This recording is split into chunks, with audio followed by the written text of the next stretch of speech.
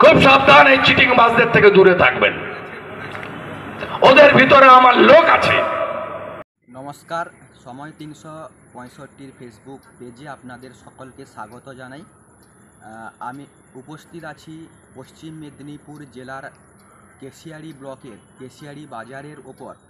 আজকে বিজেপি মনোনীত প্রার্থী অগ্নিমিত্রা পালের সমর্থনে শুভেন্দু অধিকারী এবং কেন্দ্রমন্ত্রী অর্জুন মুন্ডার উপস্থিতিতে আজকে যে সংকল্প সভা অনুষ্ঠিত হচ্ছে, সরাসরি আমি আপনাদের দেখানোর চেষ্টা করব সময় ৩৬৫ পর্দায়। ওদের ভিতরে আমার লোক আছে। কোন লোকের কথা বলছেন শুভেন্দু অধিকারী? তৃণমূল চিটিংবাজ, ওদের একটাও ভোট দেবেন না। ওদের ভিতরে আমার লোক আছে। ৪ তারিখের পর মজা দেখাবো। এখানকার বিডিও ফাঁকা খাতা দিয়ে চাকরি পেয়েছেন। এখানকার আইসির অনেক পরিবর্তন হয়েছে, আর শাহজাহানের মতো পিঠাও খাচ্ছেন। আমি দেখেছি অতীত, দেখতে পাচ্ছি ভবিষ্যৎ। 11-র আগে যে পুলিশ আমাকে আটকাতো, তারা এখন স্যালুট করে। বেশি দিন বাকি নেই, এই রাজ্যে জনতা পার্টি তৈরি হবে। এই রকম একাধিক মন্তব্য করলেন রাজ্যের বিরোধী দলনেতা শুভেন্দু অধিকারী। লোকসভা নির্বাচনে বিজেপি প্রার্থী অগ্নিমিত্রা পালের সমর্থনে পশ্চিম মেদিনীপুর জেলার কেশিয়ারি ব্লকের কেশিয়ারিতে সংকল্প সভা অনুষ্ঠিত হয়। এই সভাতে উপস্থিত ছিলেন প্রার্থী অগ্নিমিত্রা পাল, বিরোধী দলনেতা শুভেন্দু অধিকারী, কেন্দ্রীয় মন্ত্রী অর্জুন মুন্ডা, মন্ডল প্রেসিডেন্ট সন্দীপ পাল সহ আরও নেতৃবৃন্দ। সংবাদ মাধ্যমের সামনে শুভেন্দু অধিকারী বলেন, অভিষেকের বউ চোর, চাকরি चोर, গোটা বংশ চোর। से यही कहने के लिए आया कि आज देश को और देश के लोगों को और बंगाल के लोगों को एक साथ चलने की आवश्यकता है। आपने यहां से इसके पहले भी बीजेपी को जिताया, और ये हम सब का संकल्प है कि इस बार भी यहां से बीजेपी जीतेगी।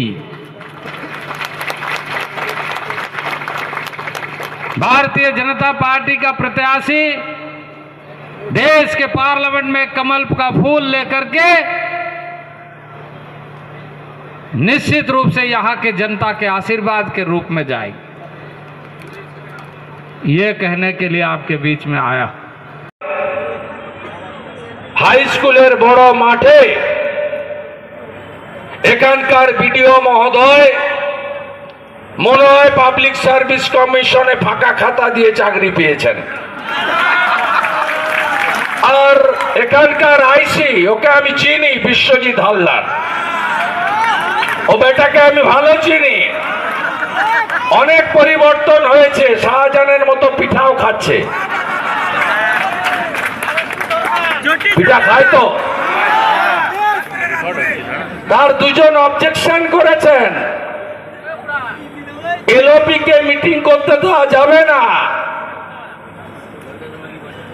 আরে এটা করে কি আপনার নাম্বার বাড়বে নাকি? আমি আজকের লোক নই, আমি অনেক দিন ধরে এই রকমের লড়াই করেছি।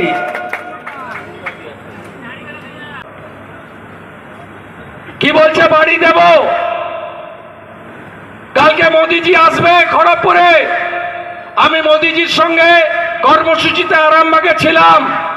মোদিজি বলছে আমি তো 40 লক্ষ বাড়ি দিয়েছি। বন্ধুরা, একটু হিসাবটা শুনবেন।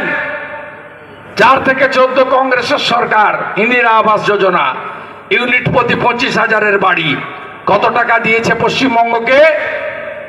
4,644 কোটি টাকা। 1,25,000 টাকার বাড়ি, নাম তার প্রধানমন্ত্রী আবাস যোজনা।